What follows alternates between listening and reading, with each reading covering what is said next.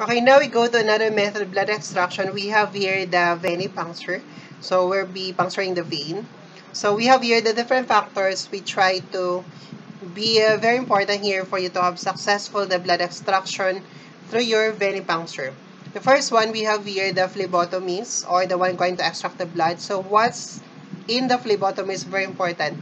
Then of course, you need to have here the skills in the blood extraction, di ba? Kung wala kang skill, kahit anong laki ng vein, hindi niya makuha ng dugo. Second one, for the patient. What's in the patient? The patient should have a good na vein plus cooperation ni patient. Kasi may mga bata, di ba, or mga tao na ayaw magpakuha ng dugo, so maghihilaan kayo, baka ikaw ay matusok pa nito. Third one, equipment. So, dapat you should have a complete equipment, not expired equipment or materials used here for the blood extraction. Okay, then we have here the method for the venipuncture. You could perform it through your syringe technique. You could also have your evacuated tube system. You could also have your butterfly infusion set. Then we have here the best site to perform the skin puncture, to perform here the venipuncture. So we have your inner aspect of the elbow of your hand, or we call that was your antecubital fossa. Okay, sometimes here, if the patient would have here not prominent veins, especially on the antecubital fossa, you could also puncture the following site. We have the ventral forearm, the wrist area, the back of the hand, the ankle or the foot. But then again, you need to have an assistant for this because again, these are very risky. So in my case, for example, so especially for some foot area or the ankle area, okay, naglalakas ako ng loob if may kasama ako. Okay, so we have here the different side here, the three veins, primarily found here in the antecubital fossa. So the inner aspect, okay, the median cubital is the most preferred side because again, this one is the most prominent, palpable, well-anchored, large. Followed here by the cephalic vein. Cephalic vein, the one trying to extend. So dito na side. Okay, extending here to your thumb area. And we have also here the basilic body. So, okay, dito sa body natin. The one try to extend to your little finger as the least of the preferred site of the tree. We have also here the unacceptable sites. So, hematoma, burn, scar, edema area. Okay, so edematous area, you need to avoid that one kasi manas, di ba? So, again, that one would have interstitial fluid for that. So, magiging contaminated ang blood natin. So, we have fistulas, strands, arterial lines. Sometimes, may mga naka-insert doon sa kanilang veins. So, make sure to check that one and avoid those a hand na may mga ganyan.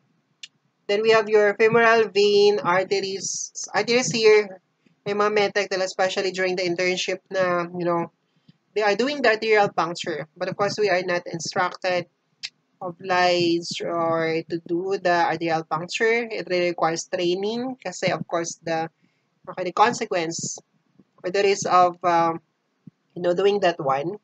So varicose vein, plantar, palmar region of the wrist. Cool. This is your dito. Oh my God. Hindi pwede. Sobrang sakit niyan. And plus, I don't know. Hindi pwede. Okay, then we have also here the procedure for the blood extraction using your venipuncture.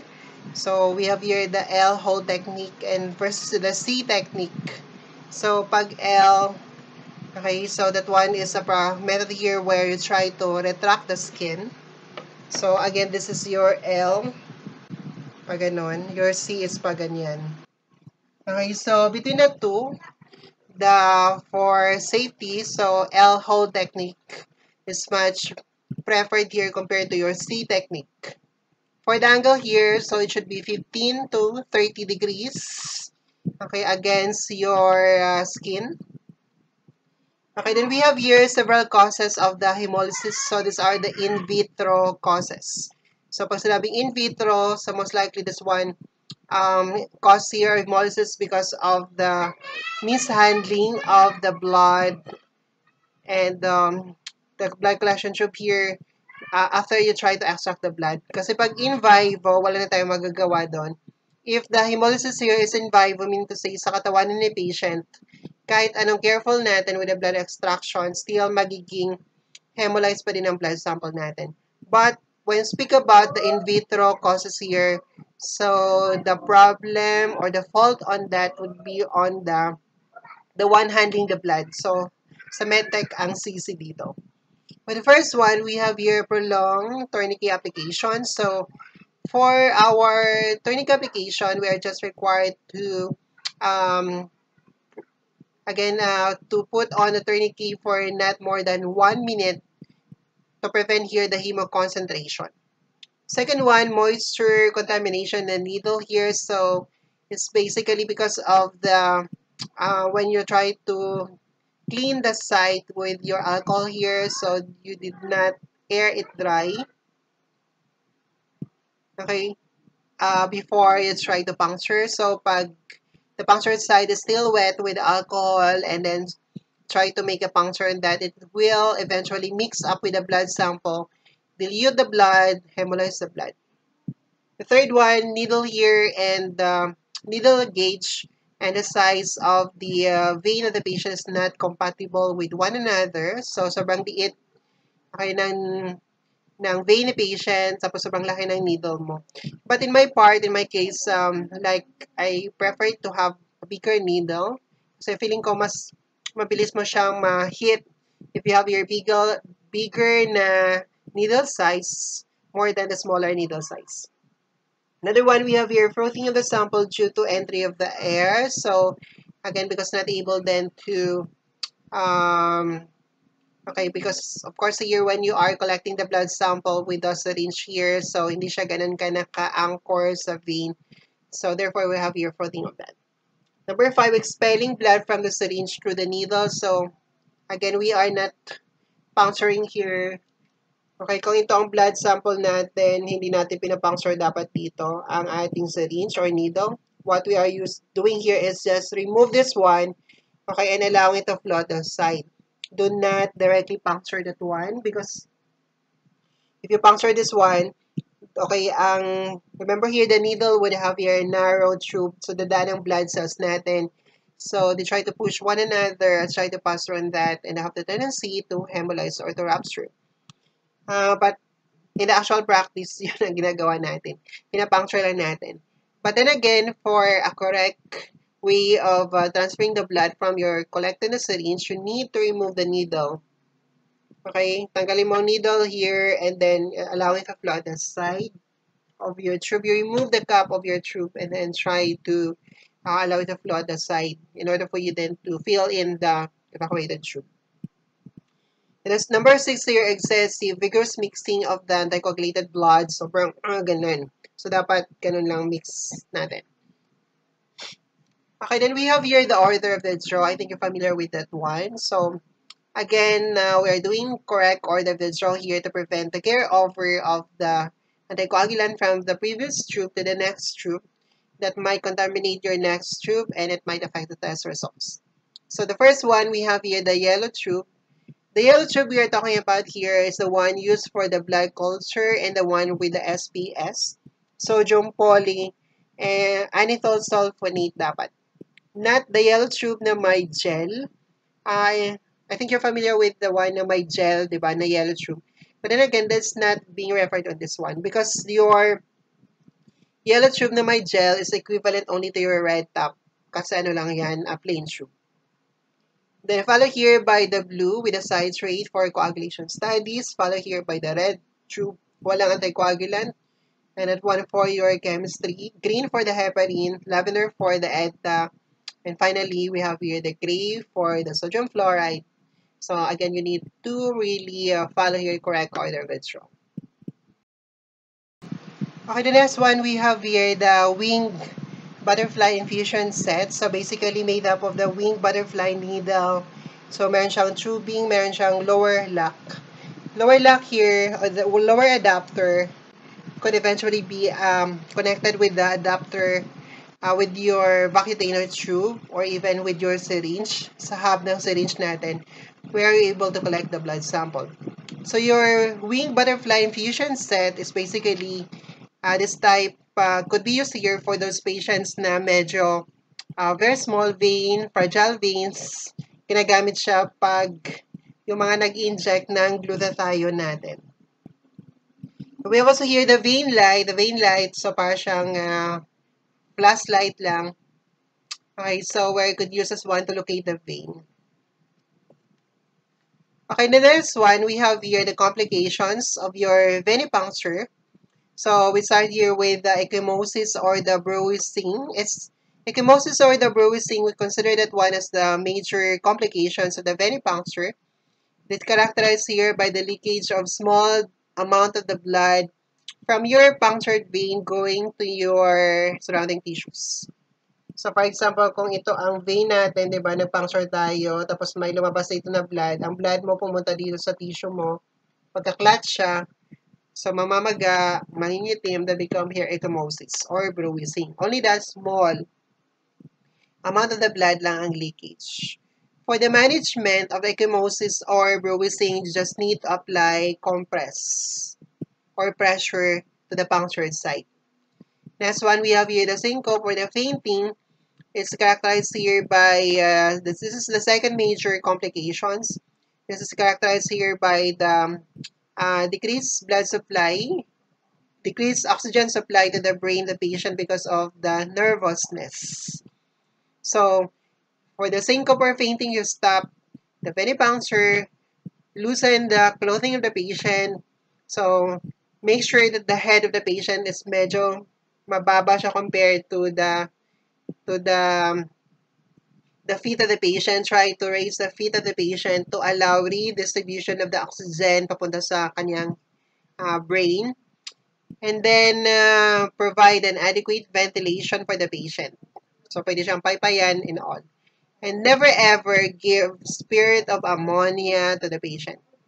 Because there are some patients which are having an allergic reaction with the spirit of ammonia. So, hindi natin sure kung may allergic reaction siya or wala. So, the safest way is wag mo na lang siyang bigyan ng spirit of ammonia. Hematoma, on the other hand, is characterized here by the leakage of large amount of the blood from your punctured area going to your nearby tissue where they form a blood clot and eventually producing here a purplish discoloration, and after a day, magiging black na ang area. For the management, to prevent further blood loss, try to apply cold compress to stop the bleeding, further bleeding, and then try to apply hot compress to lyse the clotted na blood. So, cold, hot compress. Next, we have here failure to draw the blood here because of course not able to hit the vein. It's because here mali ang angle mo or okay, so always make sure that the bevel up. Okay, so para hindi masakit, di ba? So, with that. You could adjust naman if you have this failure to draw the blood. Okay, we have also here the other complications. So we have here the PTK. PTK is the presence of the red small spots in the skin. So you could identify or appear that one if you try to apply tourniquet. And the presence of the PTK would signify vascular problem, like maybe because mababa ang platelet count the patient, but not really directly proportional for that. Pwede siya mababa or pwede hindi naman. The sixth one, hemoconcentration. Hemoconcentration here because prolonged tourniquet application. So we are just required to put on or apply tourniquet for not more than 1 minute to prevent here the hemoconcentration that would lyse the red cells. Hemolysis, we have discussed this already. Edema is not a complication, but it should be avoided na site because again, edematous area, may tubig siya. So, if you try to puncture that one, makontaminate ang blood natin, ang syringe natin ng interstitial na fluid, and it might dilute your blood sample and would have your decreased nerve cells. Obesity is not complication then, hindi siya magiging obese pag diba? But rather, this is a difficulty in the blood extraction. For the obese, you could locate the vein by not applying tourniquet, but you could apply the pressure cuff here. But then same pa din, it should be inflate Not more than, okay, pag nag-inflate tayo ng pressure cuff natin, it should not be inflated more than 40 mmHg. Baka sasabog ang puputok ang, okay, ang hand ng patient natin. Just like the tourniquet application, it should be applied not more than 1 minute. IV line, pag may IV line, so on the opposite side tayo. Because again, madilute ang blood natin. Pero pag dalawang IV line, wala kang choice but to stop one of the IV line, but make sure na you ask for assistance coming from the nurse. Hindi tayo pwede mag-close ng IV line lang. Most likely, ang kino-close lang ang may IV fluid na hindi ganun ka-importante. Baka close mo yung, di ba, responsible kung bakit nabubuhay ang patient, close mo, mamamatay ang patient natin.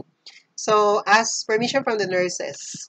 Pag dalawang IV line, you could stop one of that and then try to puncture on the area above the IV line. Kung dito ang IV line, so dito ka magpa-puncture sa taas. And then the first 5 ml, you discard that one because again, baka, wait lang, bago ka you stop the IV line, you stop the IV line and then try to wait for mga 5 to 10 minutes before you try to perform the blood extraction. Then the first 5 ml, you discard that one because we are considering that the first 5 ml here are still contaminated with the IV fluid kasi dumadaan ang IV fluid natin doon. So, after collecting the first 5 ml, the next volume will be your specific na volume na or sample na gagamitin. We have also here the ones that should be avoided. We have burn, damage, scarred, occluded, seizures, and